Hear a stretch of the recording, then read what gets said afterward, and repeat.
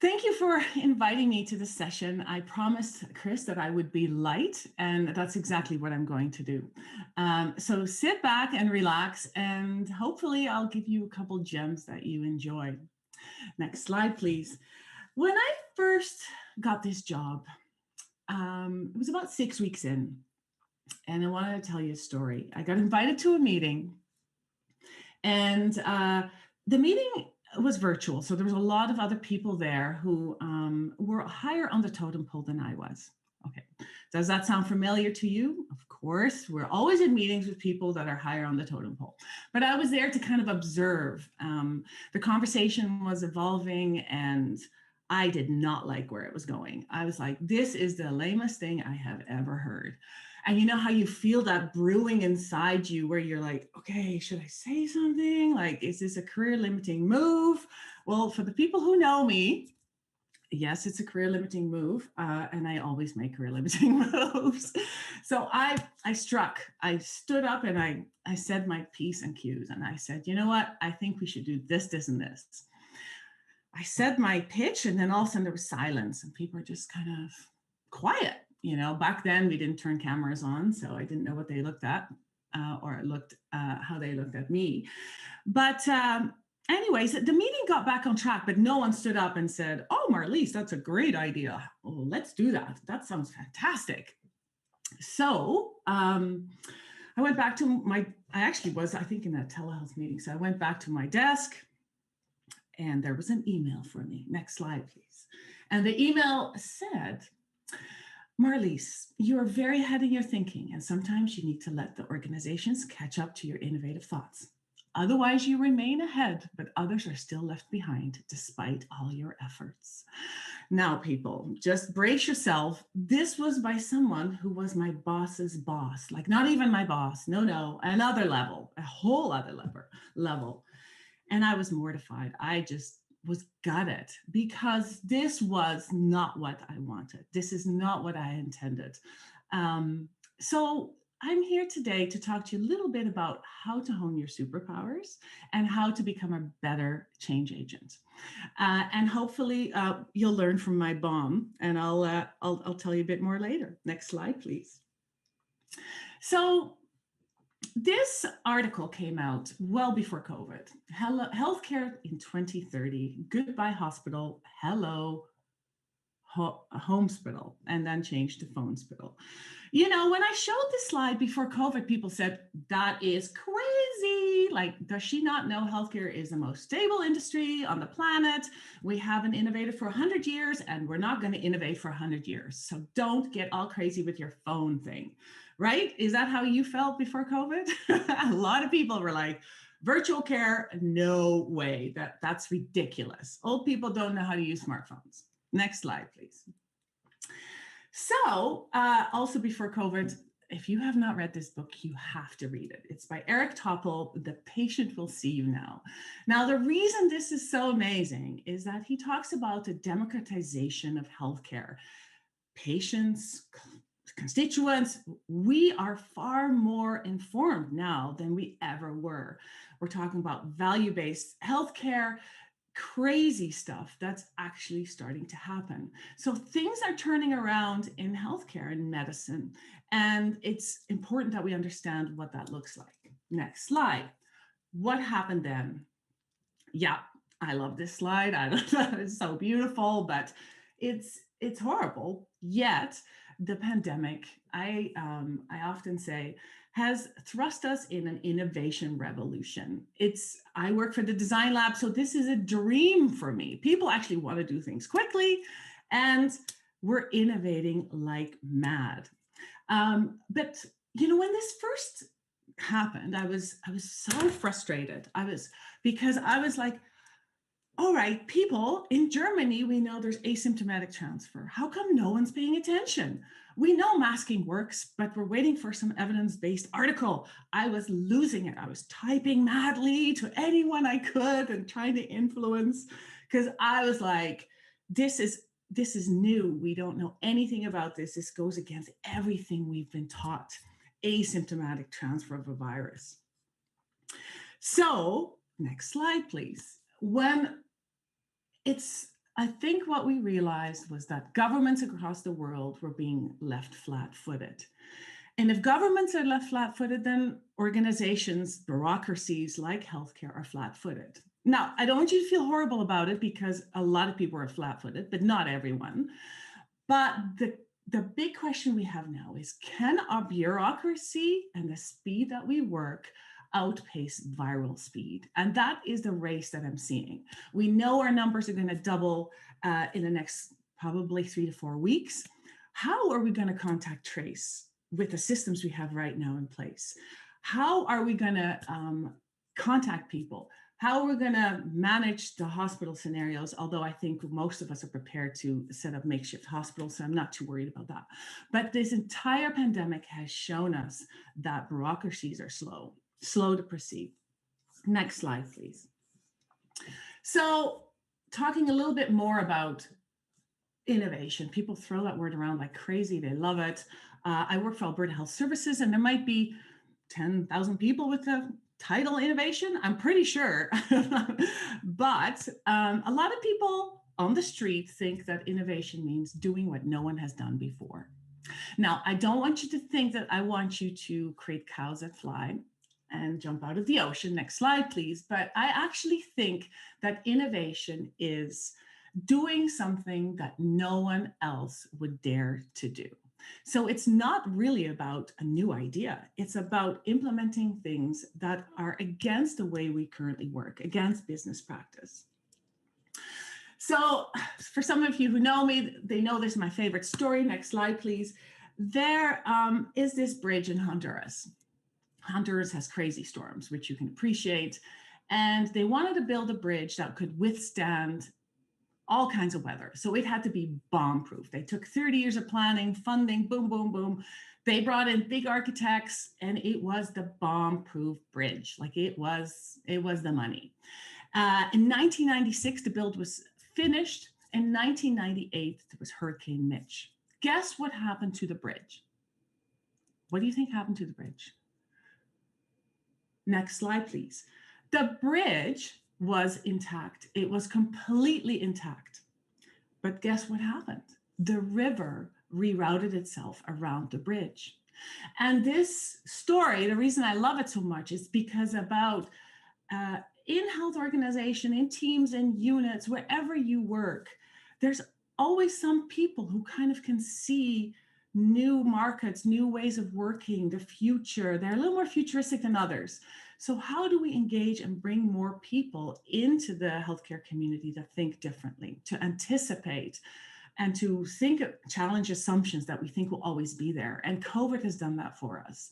We never thought we couldn't see people. Like that is crazy talk, right?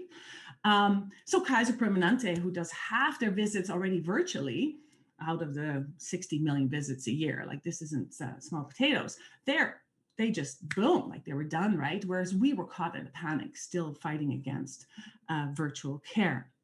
So how do you become better at thinking of challenging assumptions? So I want you to think about what this means for you as a change agent, because you're always trying to come up with new ideas, convince people of new things. So I'm going to talk about a couple of things about what you personally can do better and some things to think about in the system, because we obviously work in bureaucracies. I'm sorry, it's sad, but it's true.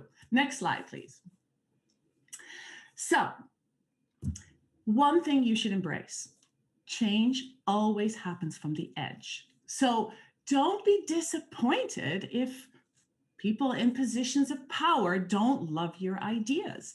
This is a really big realization and very important. This, if there's going to remember one thing after this presentation, remember this: it always happens on the fringe, and it starts with activists. So it's not part of mainstream business. And that helps you when people say no to you, because then it's like, okay, yeah, I kind of get it. Like no one is welcoming change with open arms. Next slide, please. So I know I'm putting Brian through his paces with changing slides. For some reason, my cuer there is swirling around. How do other industries change? And how does healthcare change? So when we think of change, I'm giving it away with my slide. What happens? Okay, we do a lit search. We love lit searches. We do a survey if we have time. That takes at least 6 months. Then we for sure have a steering committee of our task force, because we've got to get decision makers to try to solve the problems for the front line. I'm being facetious. Then we start working groups, and then we start terms of reference. Sometimes we don't if it's a more forward-thinking organization. Then we do pilots. And what happens then? We lose the will to live, because it's been 2 years. It's like, oh, when is something going to happen? So I know that in quality improvement, luckily we don't do pilots. You do PDSA cycles, and we want more of that, a lot more of that. Next slide, please.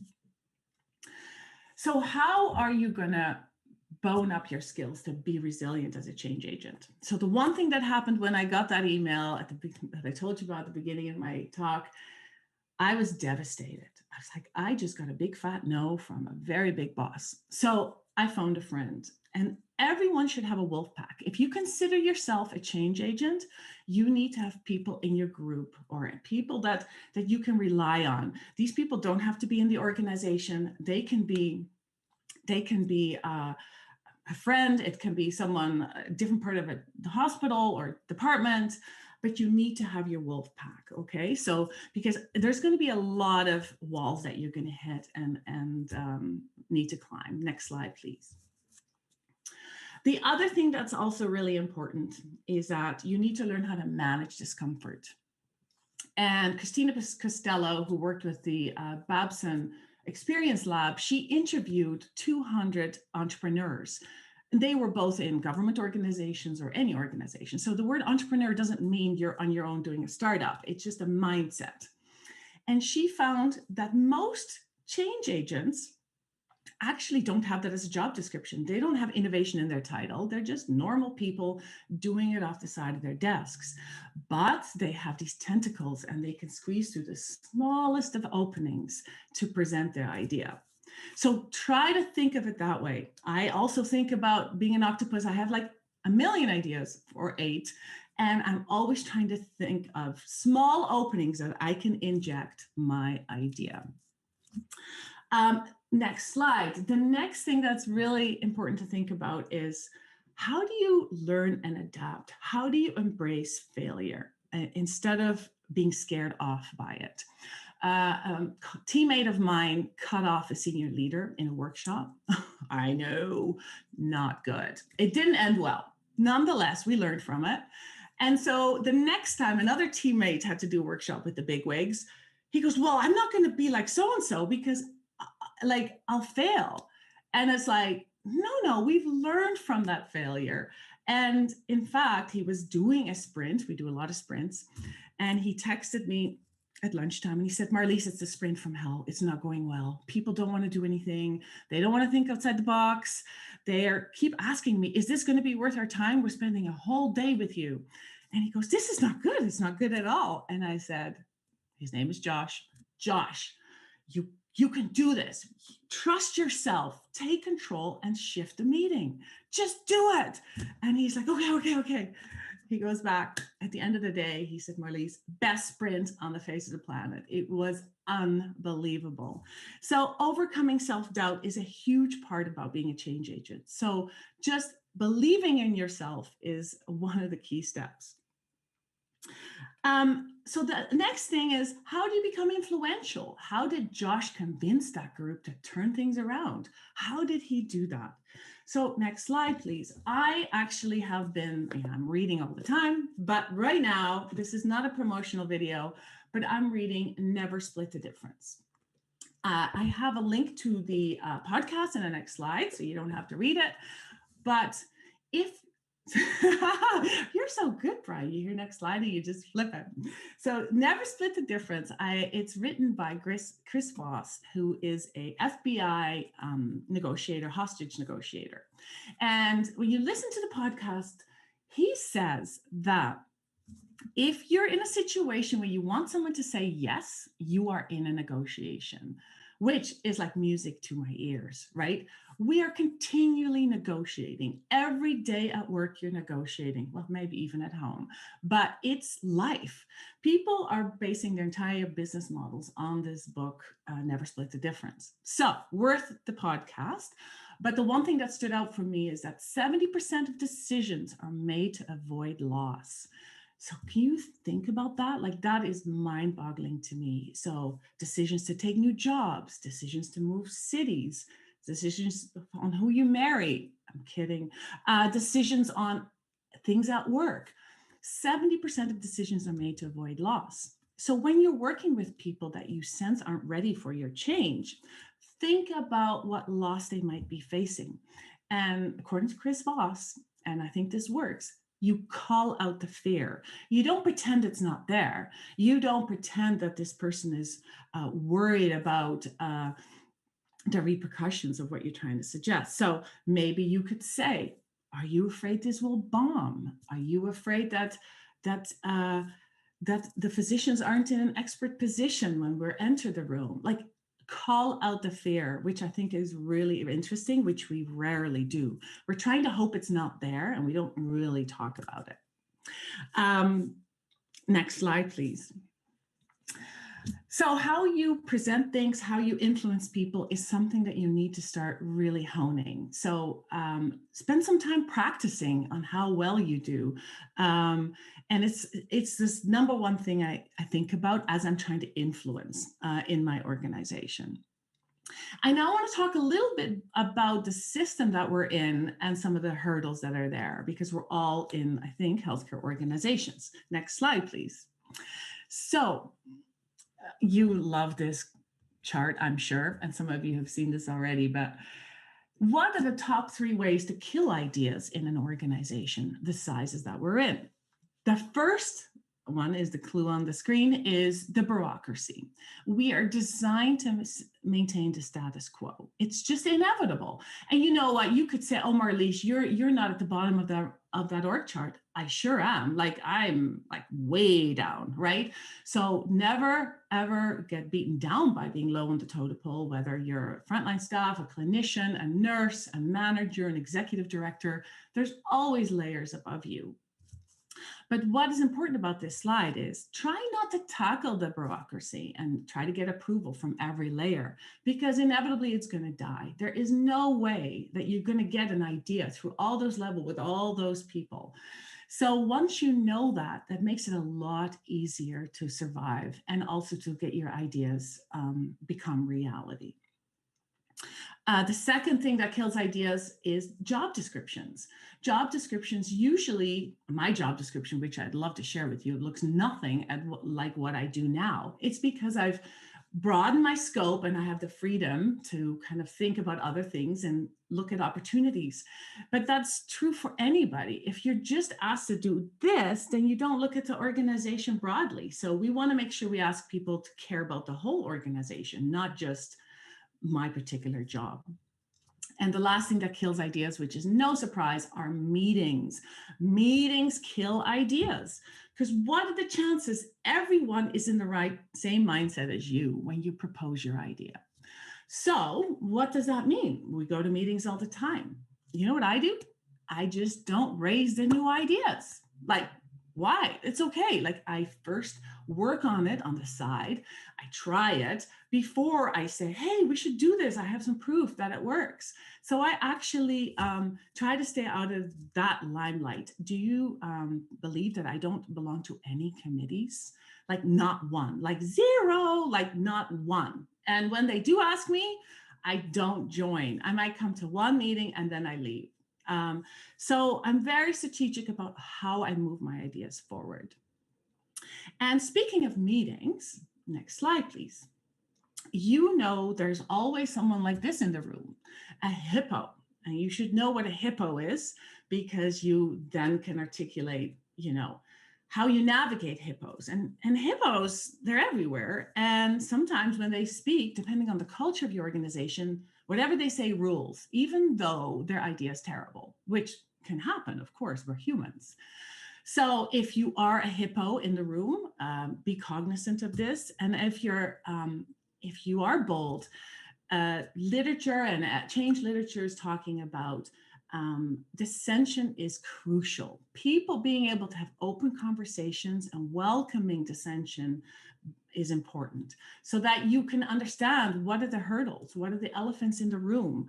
I once worked for someone who did not like dissension. He did not like being asked questions or doubting his opinion. And, I ended up having to leave that job because it just didn't work out. I always need to work with people for people who are open to dissension. And the literature is starting to tell us that healthy organizations value dissension. Next slide, please. The next thing that kills new ideas and innovation is consensus building. And I know you're seeing a theme here, right? Because consensus is comfortable. It's really comfortable when everyone agrees. Isn't it nice? Like, oh yeah. But usually it's the lowest common denominator and often a not very bold idea. So if you have good ideas that are pretty bold, then consensus building isn't usually what works. Next slide, please. Oh, yeah. How we articulate, how we engage people is really important. So the Martin Luther King, I have a dream, everyone stops. Try this in a meeting next time you're there. I have a meeting, I have a dream. And people will get off their cell phones, trust me, every single time. But in healthcare, we're so focused on literature and the latest evidence. We often lead with that, which I find fascinating because I don't really find it that interesting. But this is, next click, please, Brian. This is how we do it in healthcare. I have some new clinical guidelines for you. The latest 200 articles from the last 5 years. Fascinating. Is it really fascinating? I'm just saying, blood glucose level has shifted 0.001 on that scale.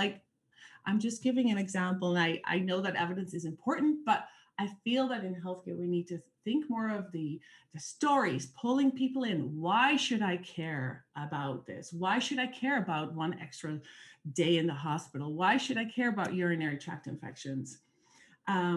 So really thinking of the human side of things. Next slide, please. We often talk very academically in our environments. Have you gone to meetings where you're not sure what people are saying? That's me.